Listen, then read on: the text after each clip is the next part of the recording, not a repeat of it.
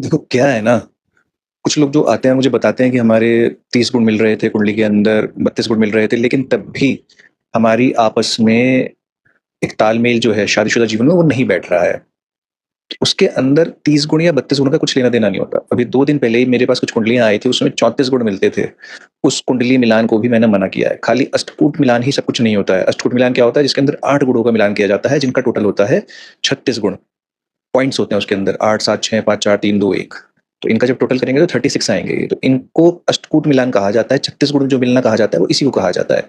इन 36 में से 18 को मिनिमम माना जाता है, बट खाली यही 36 गुण मिलना, 18 गुण मिलना या 24 गुण मिलना या 28 गुण मिलना या 34 गुण मिलना पैरामीटर नहीं हो सकता एक सफल शादी का, एक सुखद शादी का।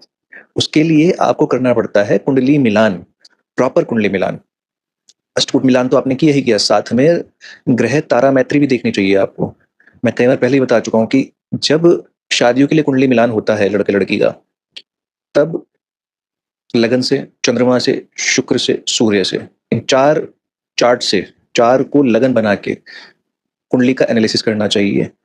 लगन एक-दूसरे से षडाष्टक तो नहीं है, चंद्रमा एक-दूसरे से षडाष्टक तो नहीं है, शुक्र एक-दूसरे से षडाष्टक तो नहीं है। सूर्य से लगन मान के अगर जब हम कुंडली बनाते हैं, तो उसमें क्या स्थिति आ रही है? तारा मैत्री जो है ग्रह नक्षत्रों की, कौन-सा ग्रह किस नक्षत्र में बैठा है, वो क्या इम्पैक्ट दे रहा है एक पर्टिकुलर कुंडली में, और जो जिसके साथ कुंडली मिलाई जा रही है, उसकी कुंडली में वो ग्रह किस नक्षत्र में बैठा है? क्या वो शादी का कारक ग्रह है, शादी के सुख का कारक है, जुपिटर है या वीनस है या मंगल है या चंद्रमा है? मानसिक स्थिति के लिए वो भी देखना पड़ेगा। तो वो किस नक्षत्रों में है, क्या उन नक्षत्रों की मैत्री है आपस में? तो यही भी देखना बहुत ज़रूरी हो जाता है। साथ में मैं हमेशा कहता हूँ, अगर लव मैरिज है, आपस की पसंद की है, तो उसमें तो कुंडली मिलान करना ही नहीं चाहिए। उस कुंडली मिलान को करके अगर वो आप उसे मना करके शादी को नहीं होने देते हैं, तो इसका दोष देखने वाले ज्योतिषी को भी लगेगा, और जो कुंडली लेकर ज्योतिषी के पास गए हैं, उन परिवार वालों को भी लगेगा।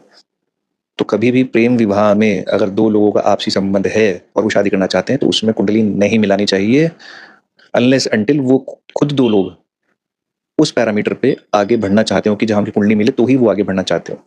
ज़बरदस्ती कुंडली मिलवा के उसमें कुछ दोष निकाल के उनकी शादी को रोकना भी उचित नहीं है।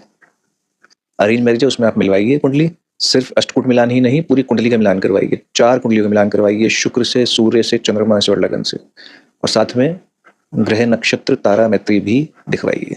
तो ही एक प्रॉपर मिलान कहा जाएगा। इसमें केपी एस्ट्रोलॉजी भी बड़ी हेल्पफुल होती है। भी कृष्णामूर्ति पद्धति से अगर आप देखते हैं, तो उसमें बहुत ज़्यादा क्लैरिटी मिल जाती है आपको कि क्या इसमें डिवोर्स के योग हैं, क्या शादी के योग हैं, कब हैं, या इन दोनों की आपस में हो सकती है या नहीं हो सकती है। तो प्रॉपर कुंडली मिलान कराना बहुत ज़रूरी है।